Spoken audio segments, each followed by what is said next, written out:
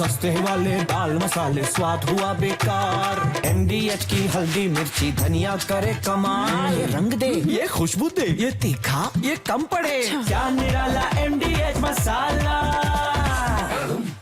और देखिए इस बीच एक और बड़ी जानकारी हम आपको दे रहे हैं। कंबोडिया और थाईलैंड से जुड़ी जानकारी। कंबोडिया थाईलैंड के बीच तनाव चरम पर है। दोनों देशों के सैनिकों के बीच झड़प की खबरें सामने आ रही है और रॉकेट आर्टिलरी का इस्तेमाल कर रहे दोनों पक्ष। फौजियों के बीच लड़ाई की तस्वीरें सामने आई हैं।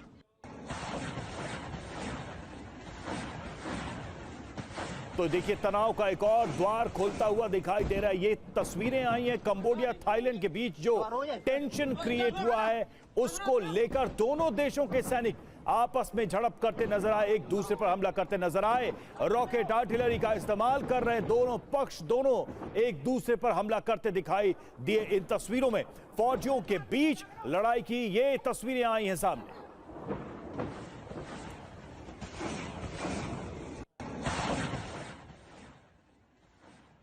मनीष, तनाव का एक और सेंटर खुलता दिखाई दे रहा है। देखिए मामला भले ही लोकल है, दिलचस्प ये है कि इस मामले को जब सुलझाने की कोशिश थाईलैंड की प्रधानमंत्री कर रही थी तब उन्होंने कंबोडिया के लीडरशिप को अंकल कहकर संबोधित कर दिया था और वो ऑडियो लीक जारी हो गया जिसकी वजह से खुद थाईलैंड के प्रधानमंत्री की नौकरी खतरे में आ गई है।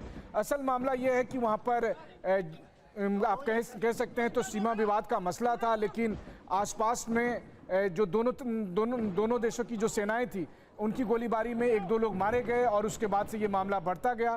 फिर ये इस मामले को पॉलिटिकल रंग दे दिया गया जब इसको सुलझाने की कोशिश थाईलैंड की सरकार ने की और चूंकि थाईलैंड की प्रधानमंत्री की कम उम्र है तो उन्होंने कंबोडिया के प्रधानमंत्री को जो है सो अंकल कहकर संबोधित किया और उसके बाद से ये मामला और ज़्यादा पेचीदा हो गया।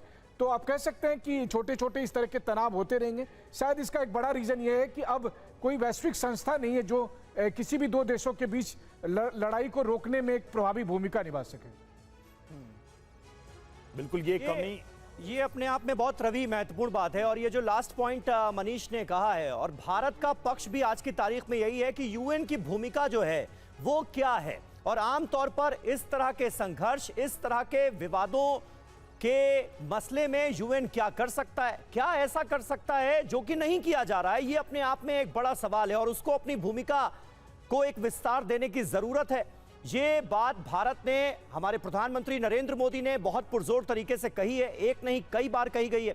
लेकिन आज देखिए आप, जिस तरह के वैश्विक हालात नजर आ रहे हैं उसके चलते ये सवाल निश्चित तौर पर काफी बड़ा हो गया है। कुछ और तस्वीरें भी सामने आई हैं जो बता रही हैं कि थाईलैंड और कंबोडिया में तनाव किस कदर बढ़ गया है और किस तरह से दोनों देशों के सैनिक आमने सामने आ गए हैं। ये तस्वीरें साफ तौर पर बयां कर रही हैं। प्रोफेसर सतीश कुमार क्या कहेंगे जिस बात का जिक्र है, यूएन जो कर सकता है वो नहीं कर रहा है। हमने रूस यूक्रेन युद्ध के दौरान भी देखा, इजराइल ईरान जंग के दौरान भी हमने देखा और बार बार ये बात उठती है कि आखिर संयुक्त राष्ट्र क्या सिर्फ निंदा करने की एक संस्था बन गया है। देखिए अंतर्राष्ट्रीय संस्थाओं पर तो प्रश्न पिछले कई दशकों से उठ रहा है। भारत निरंतर उसके स्ट्रक्चरल चेंजेस की बात करता आ रहा है। बिल्कुल।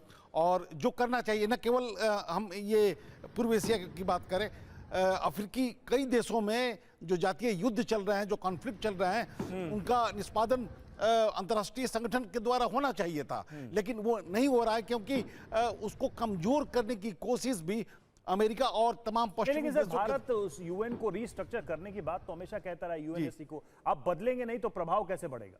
नहीं, बदलने का क्या तरीका? आप या तो P5 को पूरी तरह से खत्म कर दीजिए या ऐसे जो महत्वपूर्ण, भारत तो आज से नहीं पिछले कई दशकों से उसकी दावेदारी महत्वपूर्ण है, उसको आप एक्नॉलेज कीजिए। ठीक है, और भारत की दूरदर्शिता को इग्नोर करने का ही नतीजा है कि देखिए दुनिया में किस तरह की अशांति हर जगह फैल रही है और यूएन असहाय सा दिखाई दे रहा है हर मामले में, छोटे देशों की लड़ाई हो या फिर महाशक्तियों के बीच का युद्ध हो। सस्ते वाले दाल मसाले स्वाद हुआ बेकार। MDH की हल्दी मिर्ची धनिया करे कमाल। ये रंग दे, ये खुशबू दे, ये तीखा, ये कम पड़े। क्या निराला MDH मसाला।